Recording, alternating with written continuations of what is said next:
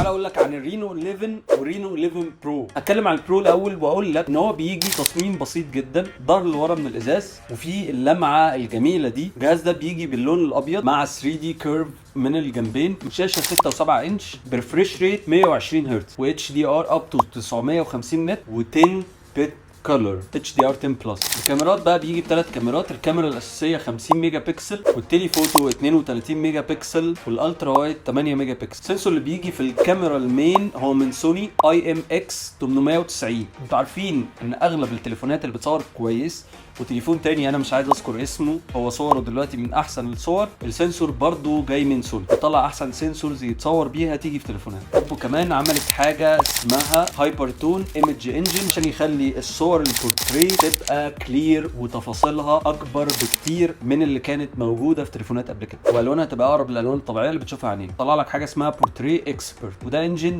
بيحلل الصوره علشان خاطر يديك احسن تفاصيل مع الشعر والتفاصيل الصغيره اللي موجوده ما بين الباك جراوند وما بين الشخص اللي انت بتصوره. وحتى السيلف بورتري في الكاميرا الاماميه 32 ميجا بكسل بيشتغل معاه نفس الانجن ده عشان يديك احسن كواليتي ممكن تاخدها. خليني اقول لكم كمان ان الكاميرات دي بتصور 4K في الكاميرا الاماميه والكاميرا الخلفيه. والجهاز ده بيجي بكالر او اس 14، وانا اتكلمت على كل حاجه في كالر او اس 14 هتلاقوها في الفيديو اللي قبل ده.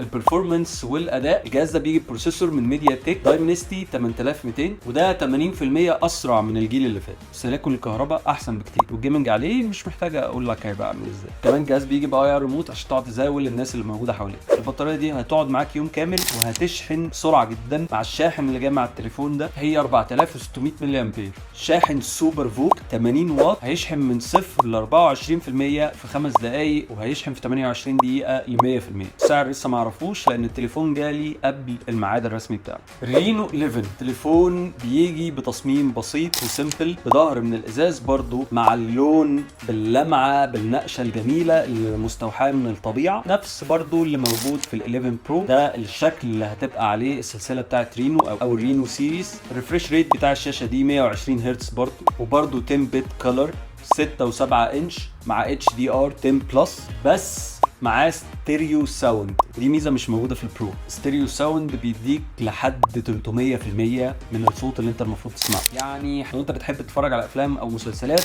ومن غير سماعه، التليفون ده بالنسبه لك هيبقى حلو، وهو فعلا صوته حلو. الكاميرات، كاميرا المين 50 ميجا بكسل والتيلي فوتو 32 ميجا بكسل والالترا وايد 8 ميجا بكسل. السنسور هنا من سوني برضو ولكن اسمه LYT 600، دي الكاميرا المين اللي موجوده في التليفون. وبرضو في نفس الانجن اللي موجود عشان البورتري اكسبرت يطلع، او صور البورتري تطلع بشكل بروفيشنال جدا واقرب للالوان الحقيقيه عن طريق DSLR لايك 4K، حاجه اسمها برو جريد بورتري مود. والكاميرا السيلفي هنا 32 ميجا بكسل وبرده بياخد 4K من الكاميرا الاماميه ومن الكاميرا الخلفيه. وبرده بيجي بكالر او اس 14 وانا اتكلمت عليه في الفيديو اللي فات. تاني البروسيسور اللي فيه هو من ميديا تك دايمنستي 7050، بيديك 2 اوبشن للمساحه 128 او 256، وده بيديك 256 او 512. الجهاز اللي معايا ده 512 وده 256. بيجي كمان مع 12 جيجا رام، نفس الكلام في البرو، بس البطاريه هنا 5000 ملي امبير، يعني البطاريه اللي هنا